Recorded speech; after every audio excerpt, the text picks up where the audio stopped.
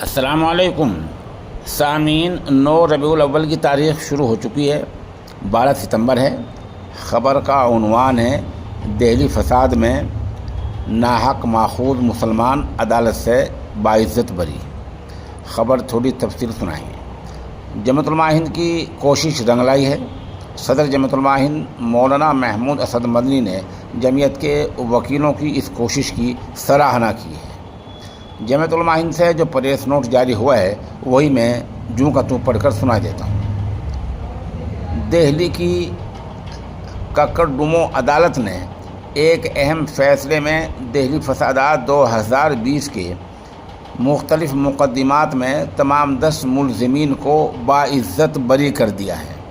ان میں سے 7 بے قصور مسلمانوں کی طرف سے قانونی پیروی صدر جمعیت علماء ہند مولانا محمود اسد مدنی دامت برکاتہم کی ہدایت پر ایڈوکیٹ سلیم ملک اور ایڈوکیٹ عبدالغفار نے کی۔ ملزم جن میں محمد شاہ نواز عرف شانو، محمد شعیب عرف چھوٹو، شاہ رخ راشد عرف راجہ، آزاد، اشرف علی، پرویز محمد، فیصل راشد عرف مونو، محمد طاہر پر دہلی کے علاقہ شیو وہار میں فساد کرنے، آگ زنی کرنے، چوری اور توڑ پھوڑ کے الزامات لگے تھے۔ تاہم عدالت نے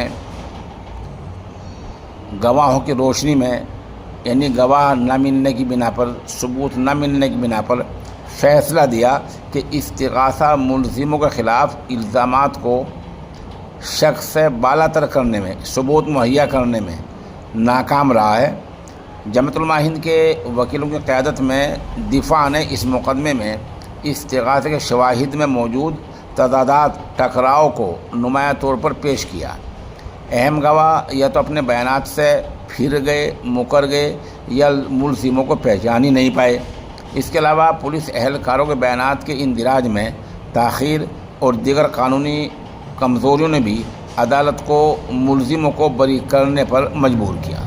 عدالت کے فیصلے کا استقبال کرتے ہوئے صدر جمعیت علماء حضرت مولانا محمود اسد مدنی نے جمعیت کے وکیلوں کی جدوجہد کی ستائش کی اور کہا کہ منصفانہ ٹرائل اور مضبوط قانونی نمائندگی نہایت ضروری چیز ہے۔ مولانا مدنی نے کہا، جمعیت علماء ہند اسی مقصد کے تحت معاشرے کے کمزور اور طبقات لوگوں کے حقوق کی حفاظت کے لیے ہمیشہ کوشش کرتی رہتی ہے۔ دہلی فساد میں ملی کامیابی کے سلسلے میں ایڈوکیٹ نیاز احمد فاروق نے بتایا کہ جمعیت کی کوششوں سے جہاں 600 کے لگ بھگ لوگوں کو ضمانت ملی ہے، وہیں 60 سے زائد لوگ اب تک باعزت بری ہو چکے ہیں۔ اب بھی 2 سے زیادہ مقدمات ٹرائل پر ہیں۔